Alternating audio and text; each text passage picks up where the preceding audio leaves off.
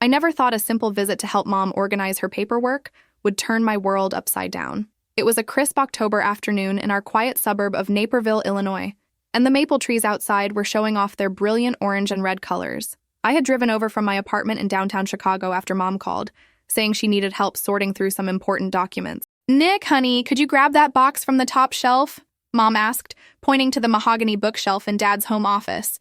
At 72, she was still sharp as a tack, but reaching high places had become challenging since her hip replacement last year. I stretched up and pulled down the heavy cardboard box, dust particles dancing in the afternoon sunlight streaming through the windows. As I set it on Dad's massive oak desk, a manila folder slipped out, scattering papers across the leather desktop. "Oh, let me get those," Mom said quickly, reaching for the documents with an urgency that seemed odd. But I was faster. My eyes immediately caught the letterhead. Whitmore and Associates, estate planning attorneys. What made my stomach drop wasn't the law firm's name, but the date on the document, just 3 weeks ago. And there, in bold letters at the top of the page, "Last will and testament of Robert and Margaret Sullivan." "Mom, you updated your will recently?" I asked, trying to keep my voice casual while my heart started racing. She froze, her hand halfway to the papers. "Oh, that's just some routine updates, dear. Nothing important." But as I scanned the document, my blood turned cold. The primary beneficiary section was clear. Marcus Sullivan would receive 65% of the estate, including the family home and Dad's successful accounting practice. I would receive 20%, with the remaining 15% going to various charities. This was drastically different from what my parents had always told both Marcus and me, that we would split everything equally. Growing up, they had always emphasized fairness between us, despite Marcus being 3 years older. "Mom, this says Marcus gets most of everything. I thought we were splitting things 50-50. My voice came out smaller than I intended. Mom's face went pale, and she sank into Dad's leather chair. "Nick, sweetie, you have to understand. Marcus has been having such a hard time with his business, and he has the kids to think about." My older brother Marcus had always been the golden child. Star quarterback in high school, business degree from Northwestern, married his college sweetheart Sarah, and had 2 beautiful kids. But I knew his construction company had been struggling for the past 2 years. What I didn't know was that our parents were planning to essentially bail him out with their life savings. "Where's Dad? Does he know about this?" I asked, though I could see his signature right there on the document. "He's at his doctor's appointment. The cardiologist, you know, for his follow-up. Dad had suffered a mild heart attack 6 months ago, and since then, both my parents seemed more anxious about getting their affairs in order." I sat down across from her, the weight of betrayal settling in my chest. "Mom, I need to understand this. We've always talked about things being equal. I've been helping you guys for years, driving over every weekend, handling your technology issues, managing your medications, and we appreciate that, honey, we really do. But Marcus has responsibilities, and I don't." The words came out sharper than I intended. "I've been working 60-hour weeks at the marketing firm, saving every penny to maybe buy a house someday. I thought when the time came, I'd have some help from you and Dad." Mom reached across the desk and took my hand. Her fingers felt cold and fragile. "You're young, Nick. You're smart and capable. You'll figure things out. Marcus needs this more right now." I stared at our joined hands, processing what felt like a complete rewriting of my place in the family. "When did you meet with this lawyer?" "I've never heard of Whitmore and Associates." "Marcus recommended them. He said they specialize in family estate planning and could help us structure things in a way that would be most beneficial tax-wise." A red flag went up in my mind. Marcus had never shown interest in estate planning or tax law. His business was residential construction, roofing, additions, basic contracting work. How would he know about specialized estate attorneys? "Can I see the lawyer's business card or contact information?" I asked. Mom hesitated, then opened the desk drawer and pulled out a simple white business card. "Here it is. Richard Whitmore, senior partner." I studied the card. It looked professional enough, but something felt off. The address was downtown Chicago, but the phone number had a local area code that didn't match the zip code on the address. Small details, but in my line of work, I'd learned to notice inconsistencies. "Mom, I think we should get a second opinion on this. Maybe talk to the attorney you and Dad used when you bought the house, or when Dad set up his practice." Her reaction surprised me. She pulled her hand away and stood up abruptly. "Nick, this is done. Your father and I have made our decision. I know it's not what you expected, but families sometimes have to make difficult choices." I looked at her, really looked at her, and saw something I'd never seen before. Fear. Not sadness about a difficult decision, but genuine fear. "Mom, are you okay? Is someone pressuring you?" Don't be ridiculous, she said, but her voice wavered. Marcus is family. Family takes care of family. Just then, I heard Dad's car pulling into the driveway. Mom quickly gathered up the will documents and shoved them back into the folder. Please don't mention this to your father right now. His blood pressure has been high, and Dr. Martinez said to avoid stress. But as Dad walked through the front door, calling out his usual, "Hello, beautiful ladies," I couldn't shake the feeling that something was very, very wrong, and I was determined to find out what. That night, I couldn't sleep. I kept replaying Mom's fearful expression and the way she'd rushed to hide those documents when Dad came home. Something was definitely wrong, and I couldn't just let it go. By Monday morning, I was sitting at my desk at Morrison Marketing Group, but my mind was elsewhere. During my lunch break, I decided to do some investigating.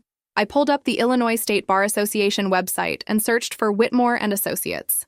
Nothing came up under that exact name. I tried variations. R. Whitmore Attorney, Richard Whitmore Chicago, Whitmore Estate Planning.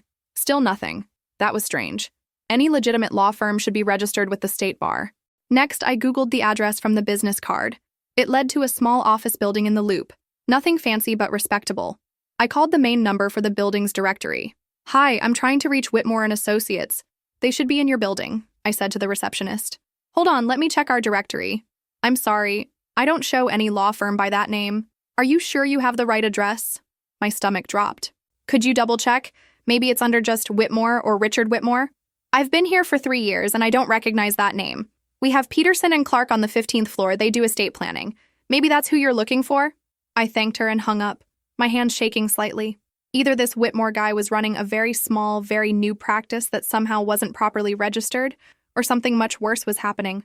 I decided to drive by the address after work. The building was exactly as I'd imagined. A typical downtown Chicago office building, probably built in the 1960s, with a small lobby and directory board. I scanned every listing twice. No Whitmore anywhere. That evening, I called Marcus. I needed to know how he'd found this lawyer. "Hey, Nick! What's up?" His voice sounded cheerful, which somehow made me feel worse. "I was helping Mom with some paperwork today, and she mentioned you recommended an estate planning attorney. Whitmore and Associates?" There was a pause. "Oh yeah, Richard Whitmore. Good guy. Why? How did you find him? I mean, estate planning isn't exactly your area of expertise." Marcus laughed, but it sounded forced. "One of my clients mentioned him, said he helped save them a ton in taxes when they restructured their will." "Which client?" Another pause. Longer this time. The Hendersons. You don't know them." I knew Marcus well enough to recognize when he was lying. Growing up, he'd use that same slightly defensive tone whenever Mom caught him in a fib about homework or broken household items. "Marcus, I looked up this lawyer online. He's not registered with the Illinois State Bar Association." "That's ridiculous, Nick." "Of course he is. Maybe you spelled the name wrong or something." I also called the office building where he's supposedly located. They've never heard of him. The line went quiet for a long moment. When Marcus spoke again, his voice was different, colder, more guarded. "What are you trying to say, Nick?" "I'm trying to say that I think this lawyer might not be legitimate. And if that's the case, whatever documents Mom and Dad signed might not be valid. Look, I don't appreciate you implying that I would put our parents in danger or that I'm somehow running a scam. This lawyer came highly recommended, and Mom and Dad made their own decision about their will. Marcus, I'm not accusing you of anything. I'm just concerned that maybe you got bad information about this guy, and now our parents might be involved in something that could hurt them. The only thing that's going to hurt them is you stirring up drama over nothing. They're old, Nick. They're worried about their legacy and taking care of their family. Maybe instead of playing detective, you should respect their wishes." The line went dead. Marcus had hung up on me. I sat in my small apartment kitchen, staring at my phone. My brother's reaction had only confirmed my suspicions. If everything was legitimate, why wouldn't he want to double-check? Why get defensive instead of concerned? I made a decision. The next day, I was going to take a long lunch and visit Peterson and Clark, the real estate planning firm in that downtown building. Maybe they could give me some guidance on how to verify if the documents my parents had signed were legitimate. But first, I needed to talk to Dad alone. Mom had asked me not to stress him out, but if someone was taking advantage of my parents, his heart condition was the least of our worries. I called Dad's office the next morning. Even at 75, he still went in 3 days a week to his accounting practice, more out of habit and love for his work than necessity. "Sullivan and Associates, this is Bob," Dad answered in his familiar, professional tone. "Hi, Dad, it's Nick. Do you have a few minutes to talk?" "Of course, sweetheart. What's on your mind?" "I wanted to ask you about the will changes you and Mom made recently." There was silence on the other end. Then, "What will changes?" My heart stopped. Dad, the documents I saw at the house yesterday. The new will that gives Marcus 65% of the estate. Nick, honey, I have no idea what you're talking about. Your mother and I haven't changed our will in over 10 years. You and Marcus are still splitting everything 50-50, just like we've always planned. The room started spinning. Dad, I saw the documents. They had both your signatures on them. That's impossible. I would never… Nick, where did you see these papers? In your home office, in that box on the bookshelf. Mom was organizing them. Dad's voice became sharp, alert. I'm coming home right now. Don't let your mother touch any more papers until I get there. As I hung up the phone, a terrible realization washed over me. If Dad hadn't signed those documents, but his signature was on them, then someone had forged it. And if someone was forging documents to steal my parents' estate, then both Mom and Dad might be in much more danger than I'd realized. I raced from my office to my parents' house, my heart pounding the entire 30-minute drive through Chicago traffic. When I arrived, Dad's car was already in the driveway, and I could hear raised voices through the front door. Margaret, I need you to explain to me what's going on. Dad's voice carried a tone I'd rarely heard, angry and confused. I let myself in with my key and found them in the living room. Mom was sitting on the couch, crying, while Dad stood over the coffee table where the will documents were spread out. Nick, thank God you're here, Dad said when he saw me. Your mother says she doesn't remember signing these papers. I sat down next to Mom and took her hand. Mom, it's okay. Just tell us what you remember. She looked up at me with red, swollen eyes. Marcus came by about 3 weeks ago with this nice young man. He said he was a lawyer and that he needed to update our will for tax purposes. He was very official, had all these papers and explanations about estate taxes and beneficiary structures. Dad's face was getting red. Margaret, we've been married for 48 years. Don't you think I should have been part of this conversation? You were at your cardiac rehabilitation class, Mom said weakly. Marcus said it was time-sensitive, something about new tax laws taking effect at the end of the year. The lawyer was very convincing. He knew all about our assets, our house value, even details about your practice. A chill ran down my spine. Mom? How would he know all those details? Marcus must have told him. He said he'd been researching the best way to help us protect our legacy. I looked at Dad, whose face had gone from red to pale. Bob, your signature on these documents. It looks exactly like yours, but you never signed them. Dad picked up the papers and studied them carefully. After 40 years as an accountant, he had an eye for detail. The signature looks right, but I definitely never signed these. And look at this date, October 15th. I was in the hospital that day for my stress test follow-up. My hands were shaking as I pulled out my phone. I'm calling the police. No. Mom grabbed my arm. Nick, please. Marcus is your brother. There has to be an explanation. Mom, someone forged Dad's signature on legal documents. That's a felony. And if this fake lawyer got access to confidential information about your finances, that's identity theft. Dad sat down heavily in his recliner. I need to call our real attorney. Jim Richardson has been handling our legal matters for 20 years. He needs to know about this immediately. While Dad made his call, I tried to piece together what had happened. Marcus had brought a fake lawyer to the house, somehow gotten detailed information about our parents' finances, convinced Mom to sign fraudulent documents, and forged Dad's signature. But why? What was his endgame? Jim is coming over right now, Dad announced after hanging up. He's bringing Detective Williams, his son-in-law. Jim says this sounds like a sophisticated elder fraud scheme. Mom started crying harder. I can't believe Marcus would do this to us. There has to be some mistake. But even as she said it, I could see the doubt creeping into her eyes. The pieces were falling into place for her too. 20 minutes later, Jim Richardson arrived with a tall, serious-looking man in his 40s, who introduced himself as Detective Williams from the Cook County Sheriff's Office Financial Crimes Unit. Mr. and Mrs. Sullivan, I need you to walk me through exactly what happened when this supposed lawyer visited your home, Detective Williams said, pulling out a notepad. Mom recounted the story again, with more details this time. The fake lawyer had been young, maybe early 30s, well-dressed in a navy suit. He'd carried a leather briefcase and had business cards. He'd spent over an hour explaining complex estate planning concepts and had seemed to know exactly what questions to ask. Did he ask you to sign multiple documents? Detective Williams asked. Yes, several. He said some were for the will, others were for tax forms and beneficiary updates. Dad and I exchanged worried looks. If Mom had signed multiple documents, there was no telling what else might have been compromised. Mrs. Sullivan, I need to ask you directly, the detective said gently. Do you believe your son Marcus knew this person was not a legitimate attorney? Mom looked at me, then at Dad, then back at the detective. I don't know. Marcus seemed to trust him completely. But now that I think about it, Marcus stayed in the kitchen during most of the meeting. He said he didn't want to interfere with the legal process. That detail made my stomach drop. Marcus had deliberately stayed out of the room so he couldn't be directly implicated in the fraud. Detective Williams turned to me. Nick, you mentioned you tried to verify this attorney's credentials.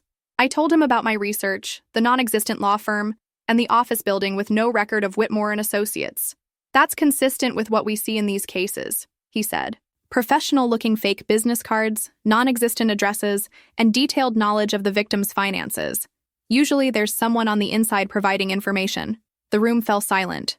We all knew what he was implying. Jim Richardson spoke up. Bob, Margaret, I need to be direct with you.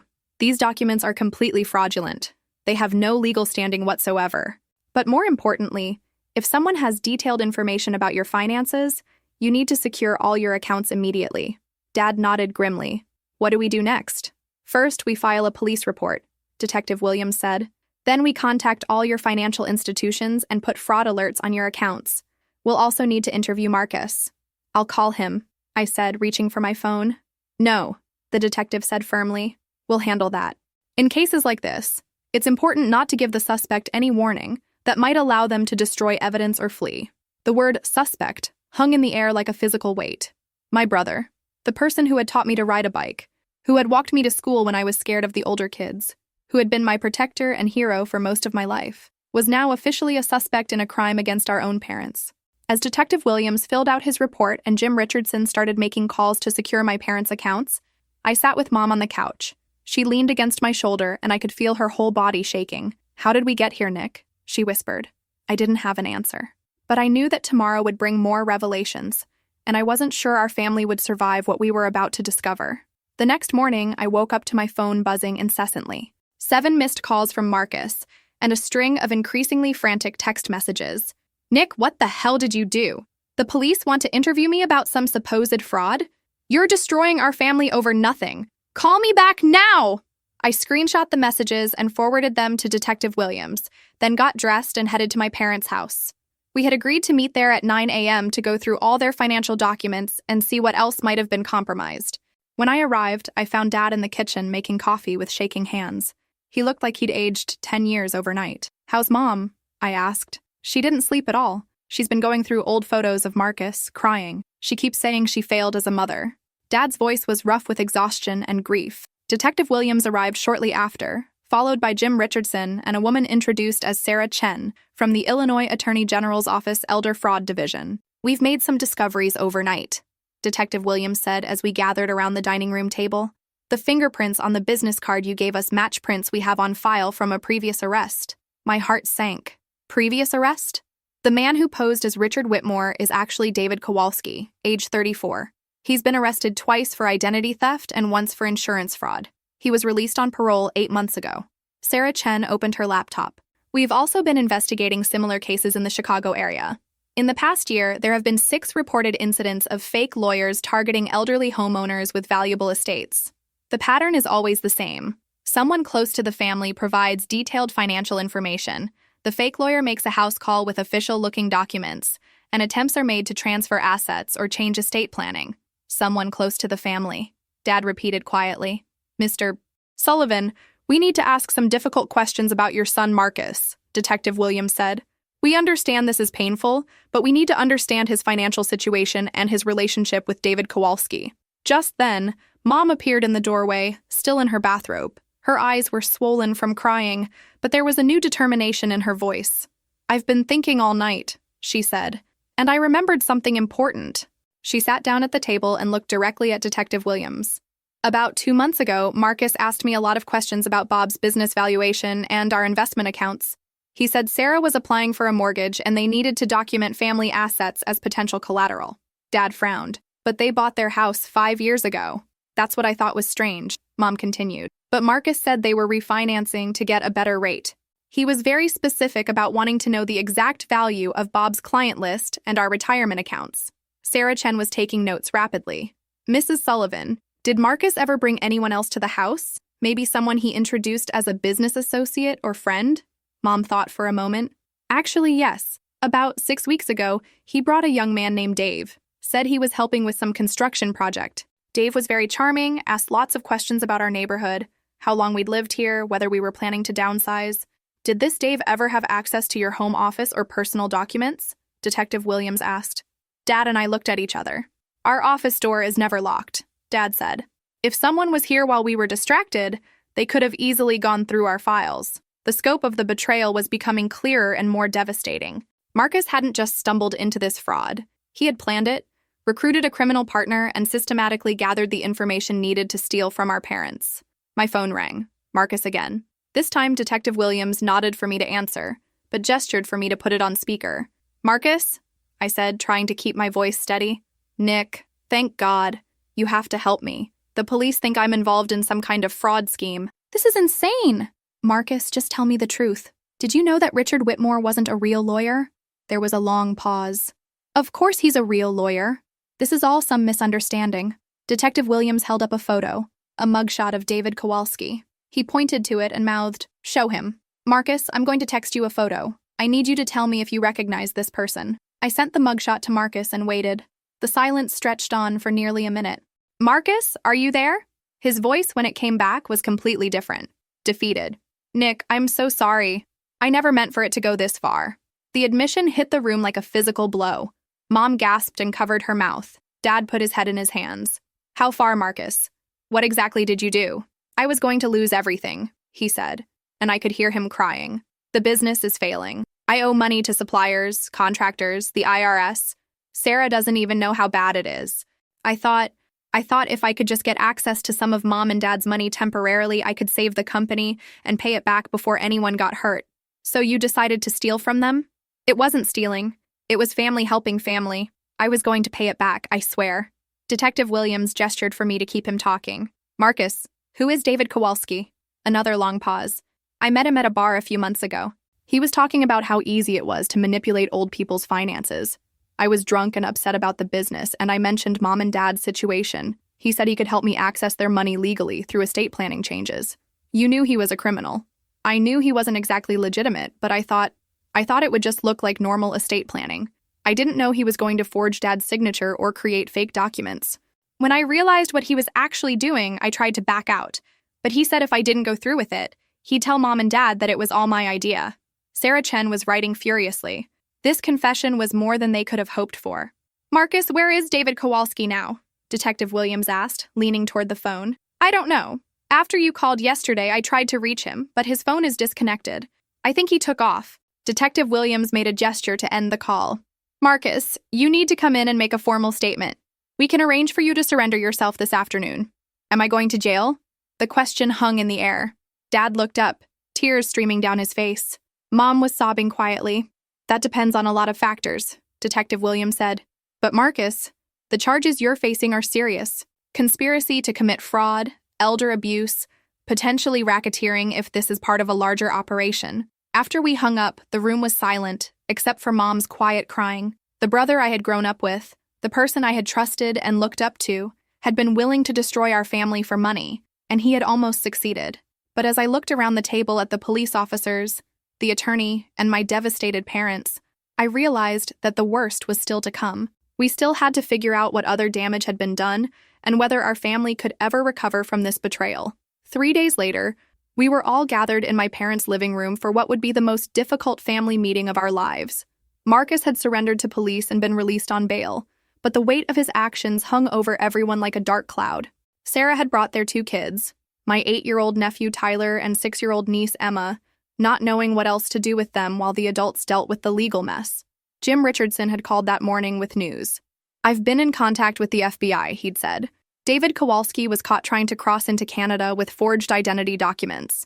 They found evidence of at least 12 similar fraud schemes across 3 states. Marcus's cooperation is going to be crucial for the prosecution. Now, as we sat in uncomfortable silence, I watched my brother's face. He looked hollow, defeated. Sarah sat as far from him as possible, her face a mask of betrayal and anger. The kids sensed the tension and were unusually quiet, playing with their tablets in the corner. I still can't believe this is real, Sarah said suddenly, breaking the silence. 8 years of marriage, and I find out my husband is a criminal by watching him get arrested on our front lawn. Marcus looked up. Sarah, please. I was trying to save us. The business loans, the credit card debt, the second mortgage. We were going to lose everything. So you decided to steal from your own parents instead of telling me the truth? Sarah's voice was sharp with pain. Do you know what the neighbors are saying? What I'm going to tell the kids when they're old enough to understand? Mom, who had been silent most of the morning, suddenly spoke up. I need to know something, Marcus. When you were little and you broke that lamp in the living room, you blamed it on Nick. She got punished, and you never told the truth. Was that the first time you lied to protect yourself at someone else's expense? The question hit like a slap. I remembered that incident. I'd been grounded for a week for something I hadn't done. Marcus had let me take the blame. Mom, that was different. We were kids. No, she said firmly. It was the same pattern. When things go wrong, you find someone else to pay the price. Just then the doorbell rang. Jim Richardson stood up. That'll be Linda Morrison from the prosecutor's office. She's here to discuss the restitution process and Marcus's cooperation agreement. But when Dad opened the door, it wasn't just Linda Morrison standing there. Behind her was a woman I didn't recognize. Tall, professional, carrying a leather briefcase that looked remarkably similar to the one David Kowalski had used to trick my parents. Good morning, everyone. I'm Linda Morrison, and this is Elizabeth Hartwell from Hartwell & Associates Estate Planning. She's here to help clean up the legal mess and ensure your actual estate planning is properly handled. Mom gasped and grabbed Dad's arm. The sight of another lawyer with a briefcase had clearly triggered her trauma from the whole ordeal. Elizabeth Hartwell immediately noticed Mom's reaction and set her briefcase down, stepping back. Mrs. Sullivan, I completely understand your reaction. What happened to you was a terrible violation of trust. I want you to know that I'm a fully licensed attorney. You can verify my credentials with the Illinois State Bar Association right now if you'd like. She pulled out her phone and looked up her own bar number, showing it to my parents. I've been practicing estate law for 15 years, and I've seen the damage that fraudsters like David Kowalski can do to families. Dad checked the Bar Association website on his phone and nodded. She's legitimate. Linda Morrison opened her folder. Let's start with the good news. Because David Kowalski has been caught and is facing federal charges, and because Marcus is cooperating fully, we're confident we can recover most of the money that was stolen from your accounts before any permanent damage was done. I felt a wave of relief, but it was tempered by the ongoing family destruction. However, Linda continued, Marcus is still facing state charges for conspiracy to commit fraud and elder abuse. The sentence could range from probation to 3 years in prison, depending on several factors. Sarah started crying quietly. Tyler looked up from his tablet, confused by his mother's tears. Elizabeth Hartwell spoke gently. I'd like to help you create a new, legitimate will and estate plan. But first, I want to address something important. Mrs. Sullivan, the documents you signed with the fake lawyer, they're completely invalid. Your original will is still in effect. Mom nodded, wiping her eyes. But I also want to talk about the family dynamics that allowed this to happen. In my experience, estate planning isn't just about legal documents.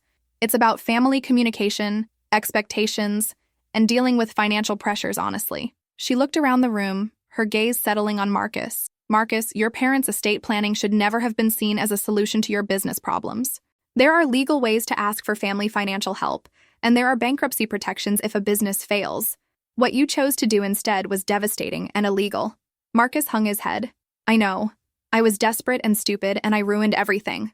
You didn't just ruin things, I said, speaking up for the first time. You destroyed our parents' sense of safety in their own home. You made Mom afraid to trust anyone. You broke Dad's heart. And you taught your kids that family members will lie to and steal from each other when things get tough. Tyler looked up again, and this time he spoke. Daddy, did you do something bad?